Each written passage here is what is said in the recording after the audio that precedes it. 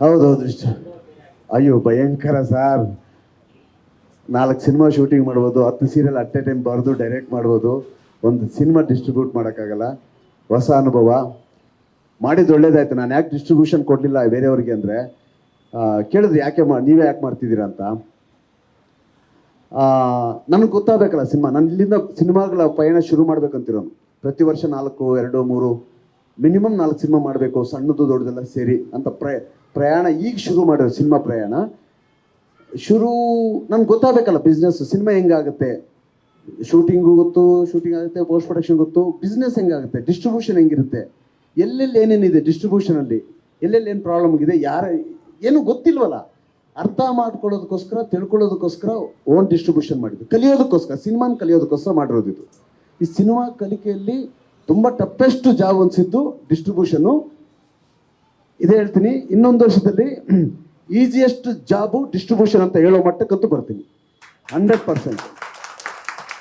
And ಒಂದಂತೂ ಸತ್ಯ, ಸಣ್ಣ ಸಿನಿಮಾಗಳಿಗೆ ತುಂಬ ಮೋಸ ಆಗ್ತಿದೆ, ಎತ್ತೆತ್ತಿ ಬಿಸಾಕ್ತಿರ್ತಾರೆ. ಯಾಕಂದರೆ 60%, 70% ಶೇರ್ ಇದ್ದರೂ ಇಟ್ಕೊಳ್ಳಲ್ಲ ಅವರು ಹೊಸ ಸಿನಿಮಾ ಬಂದಾಗ, ದೊಡ್ಡವ್ರ ಸಿನಿಮಾ ಬಂದಾಗ. ಯಾಕಂದರೆ 100% ಶೇರ್ ಅಲ್ವಾ, 100% ಫಿಲ್ ಆದರೆ ಅವ್ರಿಗೆ ಶೇರ್ ಜಾಸ್ತಿ ಬರುತ್ತೆ, ಎತ್ತೆಸಿರ್ತಾರೆ. ಓಕೆನಾ? ಅದಕ್ಕೊಂದು ಹೊಸ ಸೊಲ್ಯೂಷನ್ ಹುಡುಕ್ತಾ ಇದ್ದೀನಿ. 100% ಶೂರ್ ಶಾಟ್ ಹೇಳ್ತಿದ್ದೀನಿ, ಹೊಸಬರ ಸಿನಿಮಾ, ಸಣ್ಣ ಸಿನಿಮಾ ಗೆಲ್ಲಕ್ಕೆ ಒಂದು ದಾರಿ ಹಿಡಿತೀನಿ. ಆ ನಿಟ್ಟಲ್ಲೇ ಇದ್ದೀನಿ. ಅದಕ್ಕೆ ಸಾಕ್ಷಿ ಇದನ್ನು ಇನ್ನೂ ದೊಡ್ಡ ಮಟ್ಟದಲ್ಲಿ ಗೆದ್ದು ತೋರಿಸ್ತೀನಿ. ನೆಕ್ಸ್ಟ್ ಬರೋರಿಗೆ ದಾರಿ ಏನು ಅಂತ ತೋರಿಸ್ತೀನಿ. ಸಣ್ಣವ್ರು ಭಯ ಪಡಬೇಕಾಗಿಲ್ಲ, ಸಣ್ಣ ಸಿನಿಮಾದವ್ರು ಭಯ ಪಡಬೇಕಾಗಿಲ್ಲ, ಕನ್ನಡದ ಹೊಸ ಪ್ರತಿಭೆಗಳು ಭಯ ಪಡಬೇಕಾಗಿಲ್ಲ. ಅವ್ರಿಗೊಂದು ದಾರಿ ಇದ್ದೇ ಇದೆ. ಆ ದಾರಿ ಸಾಧ್ಯ ಆದಷ್ಟು ಕ್ರ್ಯಾಕ್ ಮಾಡೋಕ್ಕೆ ಪ್ರಯತ್ನ ಮಾಡ್ತಿದ್ದೀನಿ. ಹಾಗೆ ಆಗುತ್ತೆ. Thank you. ಕಲೆಕ್ಷನ್ ಸರ್, ನೀವೇ ನೋಡಿರ್ತೀರ, ಭಾನುವಾರ 9 ಶೋ ಹೌಸ್ಫುಲ್ ಆಗಿದೆ. ಫಸ್ಟ್ ಡೇ ಇರಲಿಲ್ಲ, ನಮ್ದು ಇರುತ್ತಲ್ಲ, ನಮ್ಮ ಡಬ್ಬ ಹೊಡ್ಕೊಂಡು ಸೆಲೆಬ್ರೇಷನ್ ನಂಬರು. ಭಾನುವಾರ 9 ಶೋ ಹೌಸ್ಫುಲ್ ಆಗಿದೆ, ಸೋಮವಾರ 3 ಶೋ ಹೌಸ್ಫುಲ್ ಆಗಿದೆ, ನಿನ್ನೆ 2 ಶೋ ಹೌಸ್ಫುಲ್ ಆಗಿದೆ. ಇವತ್ತು ಸ್ವಲ್ಪ ಆವ್ರೇಜ್ ಇದೆ, ನಾಳೆಯಿಂದ ಪಿಕಪ್ ಆಗುತ್ತೆ ಅಂತಿದೆ. 84 ಸ್ಕ್ರೀನ್ ಸರ್, ಒಂದೊಂದು ಥಿಯೇಟರ್ಲು ಕೆಲವು ಸಿಂಗಲ್ ಸ್ಕ್ರೀನ್ಗೆ ಎಲ್ಲ ಸಿಂಗಲ್ ಶೋ ಇಲ್ಲ.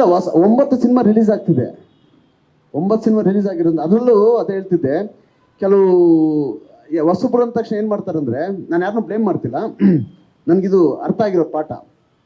ಹೊಸಬ್ರು ಅಂದ ತಕ್ಷಣ ಏನು ಮಾಡ್ತಾರೆ ಅಂದರೆ, ನಮಗಿಷ್ಟು ಮಲ್ಟಿಪ್ಲೆಕ್ಸಲ್ಲಿ ಸ್ಕ್ರೀನ್ ಬೇಕು ಅಂತ ಕೇಳ್ತೀವಲ್ಲ, ಅವರು ಎಲ್ಲೆಲ್ಲಿ ಕಲೆಕ್ಷನ್ ಇರಲು, ಇವಾಗ ಸಿರ್ಸಿ ಸರ್ಕಲ್ಲು ಯಾರು ಹೋಗಲ್ಲ, ಮಾಲೆ ವರ್ಕಿಂಗ್ ಇಲ್ಲ, ಅಲ್ಲಿ ಒಂದು ಸ್ಕ್ರೀನ್ ಕೊಟ್ಟಿದ್ದೀವಲ್ಲ ಅಂದ್ಬಿಡು. ಯಾವುದೋ ತೆಲುಗು ಸೆಂಟ್ರ್ ಇರುತ್ತೆ, ಅಲ್ಲಿ ತೆಲುಗು ಸಿನಿಮಾ ಯಾವುದೂ ಇಲ್ಲ, ಖಾಲಿ ಹೊಡಿತಿರುತ್ತೆ. ಅದನ್ನ ನಮ್ಗೆ ಲೆಕ್ಕ ಕೊಡೋಕೆ ಅಲ್ಲೊಂದು ಸೆಂಟ್ರ್ ಕೊಟ್ಬಿಡೋದು. ಈ ಥರ ಚೀಟಿಂಗ್ ತುಂಬ ನಡೆಯುತ್ತೆ. ಅಲ್ಲಿ ತೆಲುಗು ಕ್ರೌಡ್ ಇರೋದು, ಕನ್ನಡದವ್ರು ಹೋಗಲ್ಲ. ಹೊಸಬ್ರಿಗಂತೂ ಸ್ಟಾರ್ ಆದರೂ ಹುಡ್ಕೊಂಡು ಹೋಗ್ತಾರೆ, ಹೊಸಬ್ರಿಗೆ ಬರಲ್ಲ, ಲೆಕ್ಕ ಕೊಡೋಕ್ಕೆ ಅಲ್ಲೊಂದು ಸ್ಕ್ರೀನ್ ಕೊಟ್ಟಿರ್ತಾರೆ. ಹಾಂ ಸರ್, ಏನು ಸರ್? ಹಾಂ,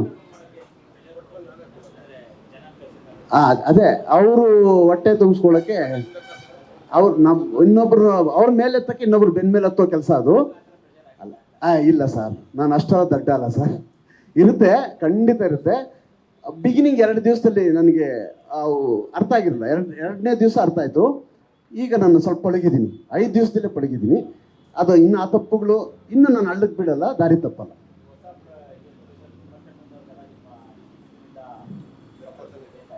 ಖಂಡಿತ ಸರ್, ಖಂಡಿತ. ಡಿಸ್ಟ್ರಿಬ್ಯೂಷನ್ ಬೇಕಾದರೂ ಮಾಡ್ಕೊಡ್ತೀನಿ. ಇಲ್ಲ ಅವರೇ ಡಿಸ್ಟ್ರಿಬ್ಯೂಟ್ ಮಾಡ್ಕೊಳ್ಳಂಗಿದ್ರೆ ದಾರಿನೂ ತೋರಿಸ್ತೀನಿ. ಯಾರು ಹೆದರ್ಬೇಕಾಗಿಲ್ಲ, ಹೊಸ ಸಿನಿಮಾಗೆ ಗೆಲ್ಲಿಸ್ಕೊಳ್ಳೋ ದಾರಿ ಇದೆ.